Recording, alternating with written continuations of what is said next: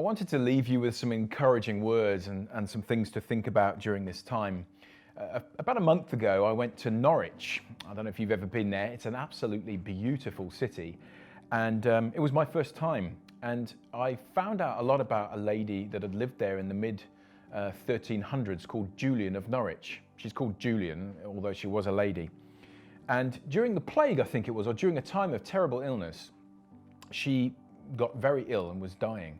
And on her deathbed, she had a vision of Jesus, quite an amazing vision of Jesus, where it was so profound that it changed the whole course of her life. She recovered from the illness and decided to self-isolate, which is an interesting thing to think about in our current crisis. And she locked herself in a room as an anchoress, a type of a monastic, and stayed in that room for 20 years. She never left the room. And during that time, she meditated upon these visions of Jesus that she'd received. And there were 16 different visions. And you can read it in the book, The Revelations of Divine Love. It's a phenomenal book. I would really encourage you to get a hold of it. She spent 20 years unpacking and thinking about what Jesus had said to her. And I find that profound. She's also a kind of a woman of the faith and you know, an amazing role model as well. She was the first female to be published in the English language in the 1380s, which again is extraordinary. But I thought, I've been reading this book. It's called Enfolded in Love, and it's like a daily devotional book. And the language is absolutely beautiful and really it's been really challenging me and inspiring me. And I wanted to share a couple of thoughts with you from the book, if that's okay. To think about the fact that in the midst of a difficult situation, God is with us. Jesus is speaking to us, that there's a bigger thing going on, and that our challenge is to kind of fix our eyes upon Him.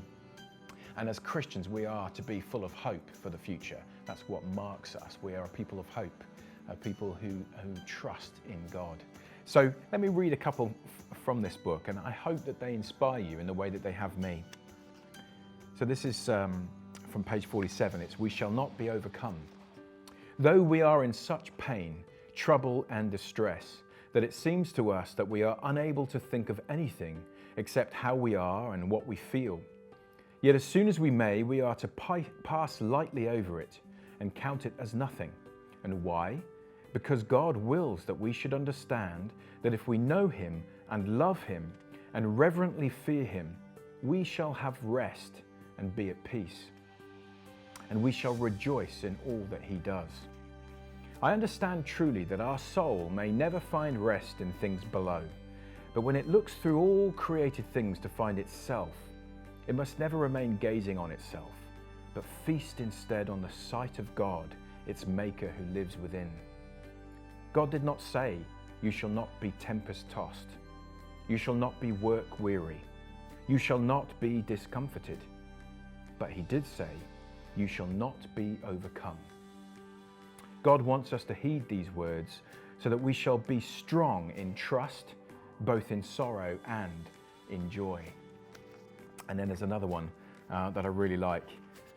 This is called Trust, the Highest Prayer.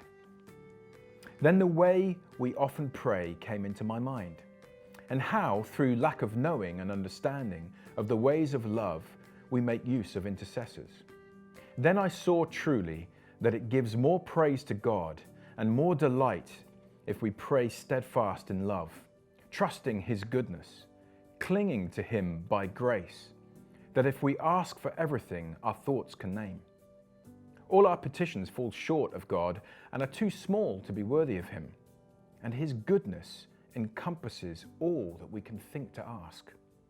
The best prayer is to rest in the goodness of God, knowing that the goodness can reach down deep to our lowest depths of need."